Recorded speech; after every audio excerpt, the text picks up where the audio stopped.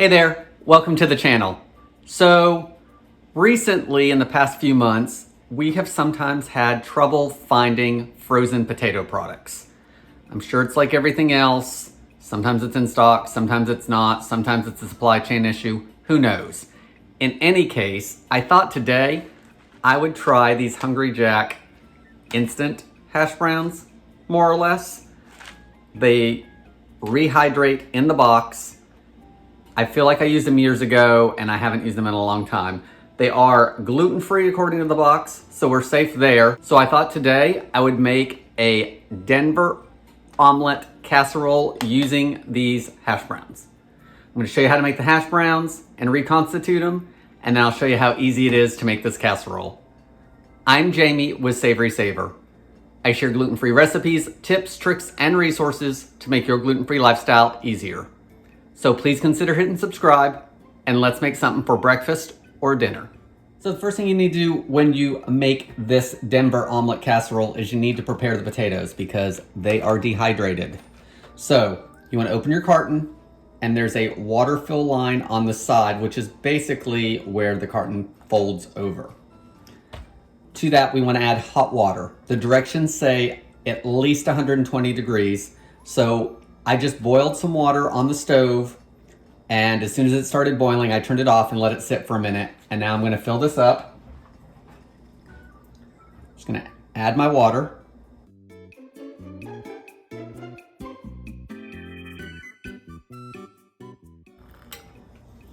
Now that my water's added, I need to let it set for 12 minutes, and that should be enough time for us to preheat the oven as well as prepare the casserole, and then we can get it baked off.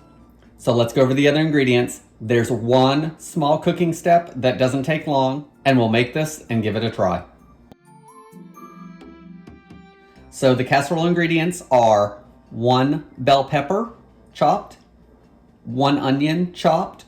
The original recipe says about a cup of pepper and a cup and a half of onion. I probably have about the same amount of each there.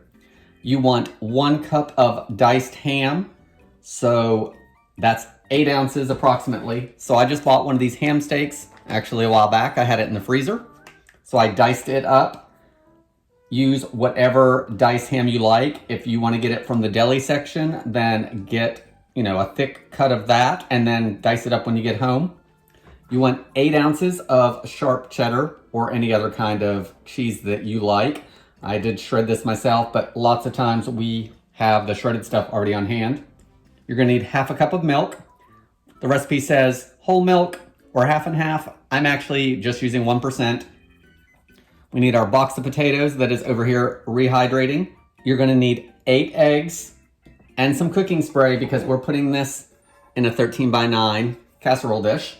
You're also gonna need a couple tablespoons of butter in a saute pan because we're gonna soften those onions and peppers for about 5 minutes.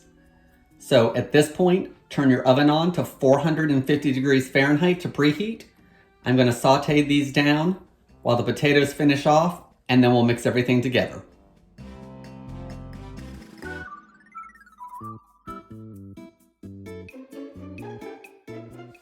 Okay, so our peppers and onions are softening up a little bit.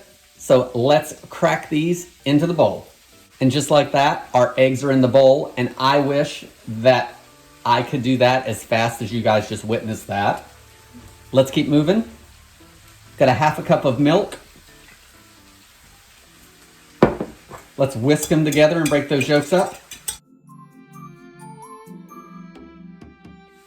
Before I add anything else, I am gonna add some salt and some pepper.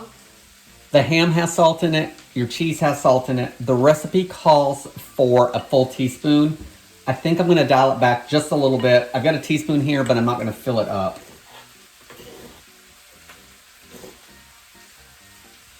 I went just a little bit under. Also gonna add a little bit of pepper. Maybe a quarter of a teaspoon. Let's see what that looks like. I think we're good on that. So we just need to add everything else to our bowl, and I think I'm gonna do the cold ingredients first because I think once the warm vegetables and potatoes hit the egg, it's gonna start setting a little bit. So let's do that first. So there goes our ham. And our oven just beeped, so we're good on that. Our 2 cups of cheese. Let's give it a quick mix. And that'll break up any of the ham pieces that I didn't get all the way through with the knife. Our peppers and onions that we sauteed in some butter. Now we want to add our reconstituted hash browns, and it said to drain these well, and there's not a whole lot of moisture in them. They absorb most of that water. So this makes about 3.5 prepared cups. So I don't see why you couldn't put in those frozen hash browns. Just make sure they're thawed and dried out a little bit, but you could add those to this if you had those instead. Let's give everything another mix.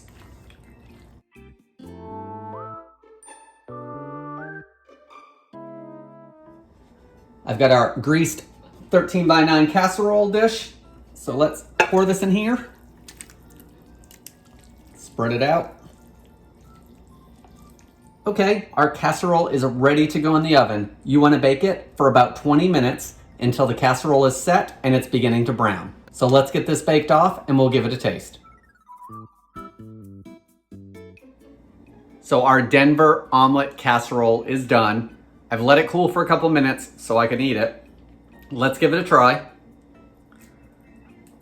It cut pretty easily. There are a lot of chunks of vegetable and ham, and of course the hash browns are in there, so it cut relatively smooth. I think it'll do better as it cools, so your leftovers might cut a little cleaner if you're worried about that.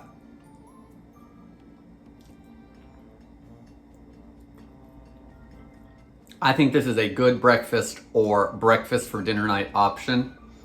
I like that there's big chunks of things in this. The ham gives a little bit of salt in addition to what we added. The peppers add a little bit of sweetness. The onions, I don't even know that I've tasted.